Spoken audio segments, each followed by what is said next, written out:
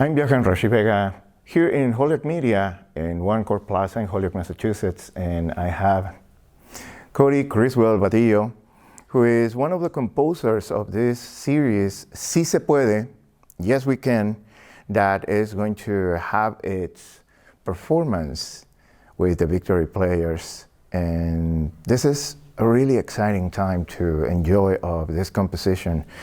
So, Cody, welcome. Thank you for being here, and what can you tell us about your piece and the inspiration behind Sobre las Olas? Yeah, so the piece, it's from I learned it from my grandfather. He's Tejano, he's from right around San Antonio, and he told me that it was a big song growing up, and he was, his family, they were migrant farm workers, and they traveled all over the country, you know, strawberries in Arkansas, sugar beets in Minnesota, and I was just asking him, you know, I always tried to get him to talk about his childhood and the music. He never likes to. He's really hesitant to talk about it.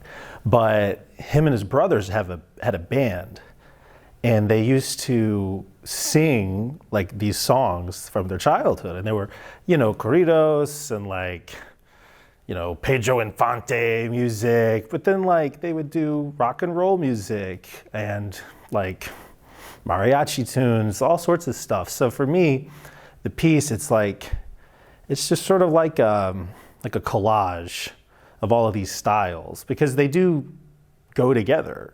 You know, they make sense as like an interpretation of Tejano identity. So that's sort of my plan for the piece. It is interesting that Sobre las Olas is also the title of a very known piece in Mexico by composer Juventino Rosas. Right. So what is the connection on that? So it's actually a Tex-Mex standard also in conjunto music. Yeah, they play it all the time, you know? It's like they play polkas and waltzes, so that's the main connection. I don't actually use it in the piece, but I took the idea of like the waves, you know, like waves of culture, waves of memory, and just sort of used like the imagery of waves to depict these different influences. It's interesting when you mention polkas as well, coming from Europe, and how much it is also part of traditional Mexican and Mexican-American music. Growing up and living through all the syncretism of genres and influences, multicultural influences, how does that becomes part of your inspiration and your whole structure on composing music? Yeah, sure. I think that the interesting thing about Tex-Mex music is it's the fusion of it all, which, you know, writing for Duo Ensemble, which is what they are, like it's already like a hodgepodge of different, you know, influences anyway. So I actually think it's like a natural fit that like Tex-Mex music, which is this, you know, combination of like, you know, norteño music with German polka, it can actually fit pretty well to.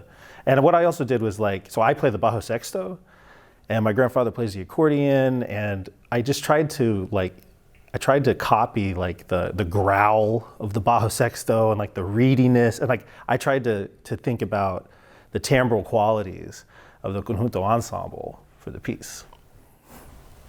Being able to share with Victory Players in this residency has been an opportunity for them to get from you the most of that inspiration and how the sound should be put out in the best possible way. But how it has been for you being able to connect with the musicians of the Victory Players, and also to have this experience on making sure that Sobre las Olas sounds the way you envisioned it. Oh yeah, well, it's been really great. So, you know, when you kind of have most commissions, they're really contractual. You know, it's like, oh, okay, you write a piece and you send it and that's it.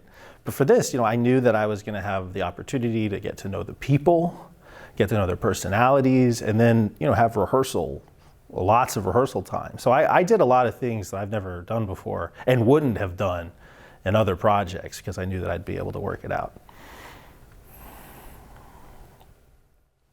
We were discussing when you were in the residency last year that there were so many different musical influences of you, and actually we talked about having somehow a playlist of music that we could share with the audience. What are some of those influences? Oh yeah, talk about? Like the specific songs? So I remember one of them was Maria Elena, which is like a I don't know, like a trio, like Los Panchos or something. And that was one of them. And then another song was like, you know, some Buddy Holly, you know, Fats Domino, like Kansas City, like songs like that. But also, you know, Cielito Lindo, Delgadina, you know, songs like that. It was really like a really broad. Oh, also La Mucura. There's some cumbia and like some huapango, all sorts of stuff. How do you feel being able to put a musical piece that represents identity, multiculturality, and also exploration of what it is to be Mexican American in today's moments where we are having so much to still learn and discover and to feel proud of, especially when we have different backgrounds and heritages, and also being here in the United States, how Sobre las Olas becomes a way to document that moment of being proud of being who you are, who we are as Mexican Americans, and being able to enjoy it through the music you create. Yeah, I mean, I think for me, it's like, you know, there's no one way to be Mexican American, you know, and for me, you know, it's something everybody has to discover. And for me, I just related to the music, and I'm constantly getting more and more into it. So let me think for a second on this one. I had a good answer before that.